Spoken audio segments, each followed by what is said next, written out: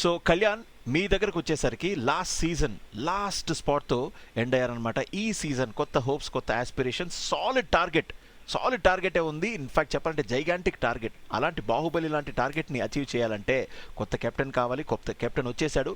So ఈ team తోటి కొత్త మోటివేషనల్ ఫ్యాక్టర్ ముందుకు వెళ్ళాలి అంటే 100% అది కెప్టెన్ అయి ఉంటారా? అఫ్ కోర్స్ డెఫినెట్గా క్యాప్టెన్ చాలా చాలా మేజర్ రోల్ ప్లే చేయటం అనేది మనం ప్రతి ఐపీఎల్లో చూస్తున్నాం. When you talk about captains, most successful captains for Mumbai Indians and Chennai super Kings మనం చూస్తున్నాం. దానికి కారణం ఏంటి అని అంటే ఆ క్యాప్టెన్సీ ఒకటి, అది ఒక న్యాచురల్ ఎబిలిటీ. ప్యాట్ కమిన్స్కి మరి ఆ ఎబిలిటీ మనం ఆల్రెడీ చూసాం. వరల్డ్ కప్లో, డబ్ల్యూటీసీలో, ఇలాంటి ప్రతి టోర్నమెంట్లో చూస్తూ వస్తున్నాం తను ఎలా లీడ్ చేస్తున్నాడో.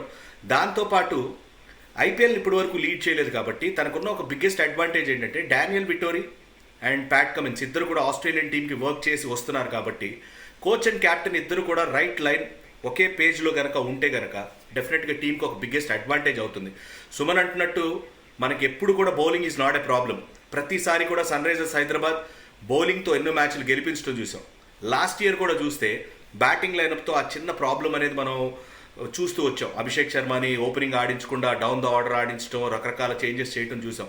బట్ ఈసారి మాత్రం క్యాప్టెన్ ఆ రైట్ స్పేస్లో ఉండి టీంని రైట్ ప్లేస్లో ఉంచి తన్ని టీంని చక్కగా లీడ్ చేస్తాడని నాకైతే అనిపిస్తుంది.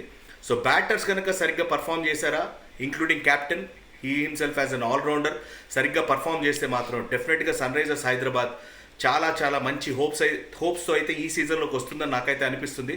అండ్ గ్యారంటీ ప్లే ఆఫ్స్కి వెళతారు అని నేనైతే మాత్రం చాలా కాన్ఫిడెంట్గా ఉన్నాను.